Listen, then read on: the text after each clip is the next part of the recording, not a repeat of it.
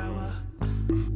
No question, it's aligned in, tapped in, turned on, homie. Lights on, camera, action, movie. Angels calling, speaking to me. Lights on, camera, action, movie. The power, I listen, I use it, I pray. The power, I listen, I use it, I share you. The power, I listen, I use it, I pray. The power, I listen, I use it, I share you. Bruce Lee, I can feel the What's power going in on, me. Bruce y'all? Lee. What's going on? What's going on? Okay. So this is going to be our first lesson. Okay, I am not ready to show myself right now, but I've been doing my studies.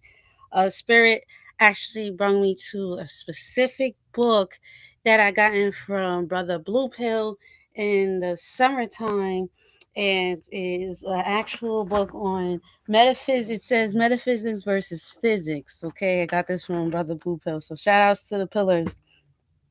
And essentially, today I was just like skimming through the book, and then I came across this um, one section that spoke about quantum entanglement, right? So then I get into it. Just off of what it said, it just literally just had me going. So we are going to just speak a little bit about what is quantum entanglement and how does that parallel with this channel, and how does that parallel into more of like a positive aspect. Okay, so if you're new to the Saturn messages, what's up? It's been a while that we haven't had like a real spiritual message, but you can't rush the teacher, and here is the message here, okay?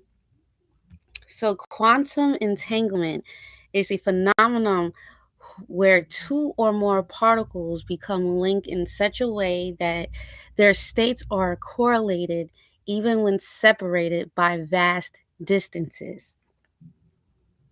When particles are entangled, they are shared a single quantum state. Measuring a property of one particle instantly determines the corresponding property of the other. Okay, this is very interesting here, even on a spiritual a level. Okay, so quantum entanglement through a spiritual quantum consciousness, it breaks down what is actually a entanglement in even a spiritual way. So when two particles become entangled, they no longer exist as a separate identity. They function as one unified field of awareness. Spiritually, this reflects a deeper truth. Okay. So you could kind of, I'm about to see if I can add another picture to this real quick. So you could kind of see um another picture of what I'm talking about. Give me a second. Let's see if I can pull this up. Give me a second, you guys.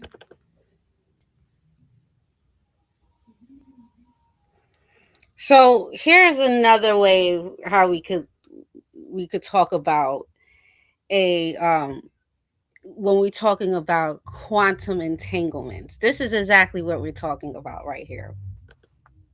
Okay. Um, let's get straight into it. Okay. So we spoke a little bit about when two particles become entangled, they no longer exist as separate identities. They function as one unified field of awareness.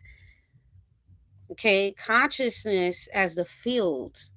In quantum spirituality, consciousness is seen as the field from which all matter arises. When two being souls or intentions connect deeply through love, trauma, ancestry, or purpose, they become entangled within this field. So it does not matter when you are entangled consciously, okay, or quantumly with someone, it doesn't matter how far the distance is, okay? Distance does not weaken the bond. Time does not dissolve the connection. Awareness collapses possibility into reality. Just like particles, once awareness is shared, knowing replaces its distance. Okay, being able to see a soul level entanglement. This explains a few experiences, as such as how you know that this person or a person in your life is on a soul level entanglement. Okay, so the first things first is just feeling someone think of you before they call you. Okay, that's the first. Mother child intuitive bonds, twin flame, soul family recognition, ancestral memory carried through bloodlines, collective emotions rising simultaneously across the world. Okay. In quantum mechanics, observation collapse the wave functions. What you focus on gains from. What you witness with intentions becomes real. Okay. This is being quantumly entangled is very, very, very important to know who you're entangling with.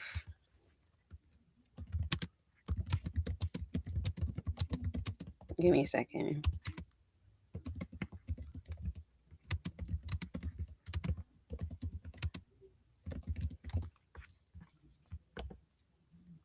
If you guys have any questions, please put it in the comments down below. But just to give it to you guys, it's very important that we know that we are not separated. This is when we are entangled, we remain connected. Definitely, if there has been any type of fluids that's been involved, sexually, you guys are still connected, even when even when you don't feel like it. And if you have a spiritual connection with someone and you feel quantumly entangled with them, some of you guys might have been thinking, oh, I could just break this bond, I could just be able to break this, and it's not as easy as you think. Okay, so let me just get this picture for you real quick. We're gonna get into the next segment. Just give me a second. I should have just did the slide, but now I'm learning how to do this right here. Okay, add one scene.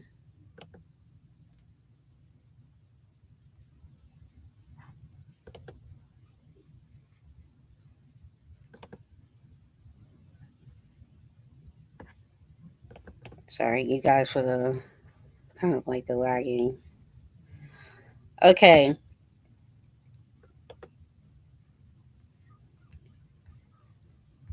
so now we're gonna talk about how you know you're entangled to the wrong thing. Okay, entanglement isn't always sacred.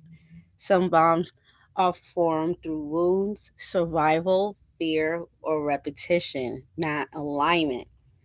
Your energy leaks instead of expands. Healthy entanglement amplifies you. Unhealthy entanglements drains you.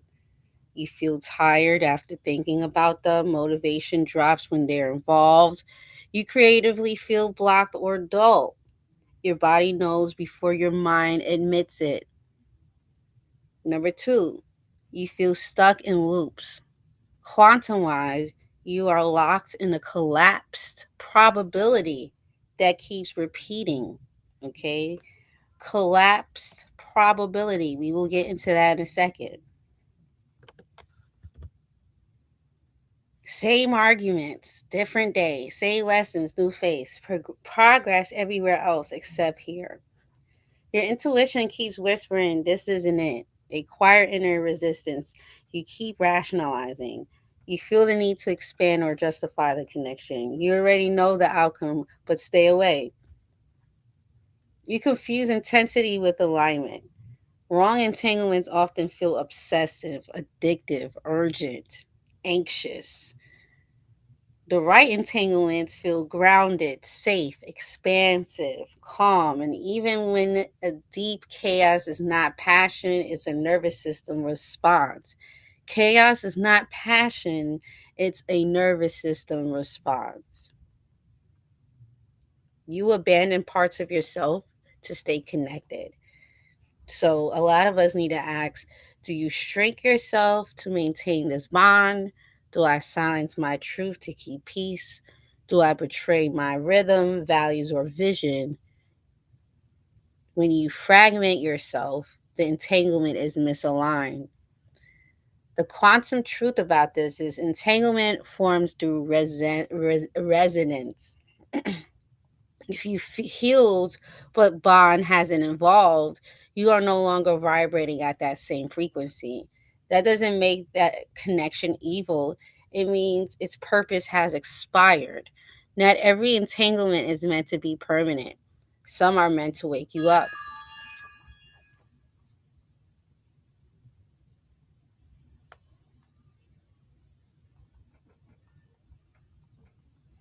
Sorry.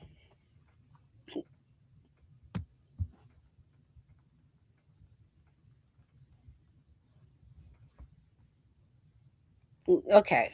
So these are this right here is just letting us know when you can when you know that a quantum entanglement is a positive, and then you have quantum entanglements that are negative. I also just want to say that even on a quantum level, there's actually aspects to us that when we connect to multiple of people, it makes it even more heightened. Let's see something.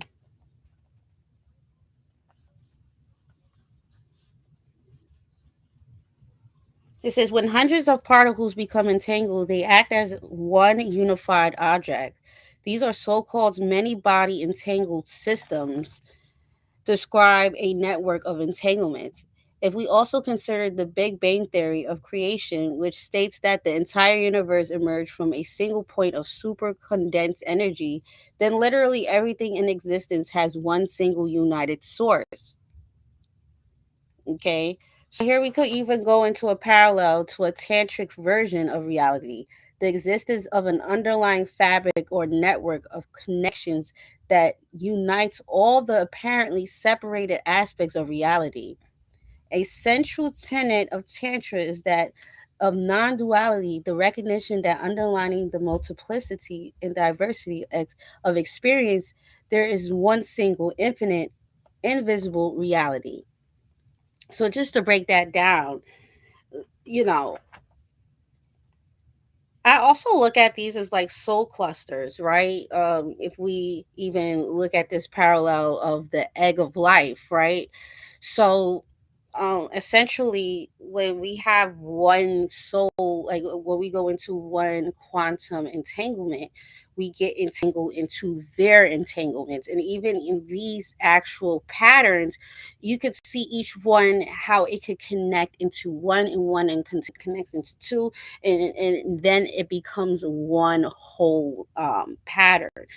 So it's very imperative to know, okay, if we are looking at this in a quantum way, how is this quantum entanglement and the things that's around the quantum entanglement beneficial for me, or is it something that is actually uh, I've already bypassed this quantum entanglement, and now I need to realize when this quantum entanglement needs to be disconnected.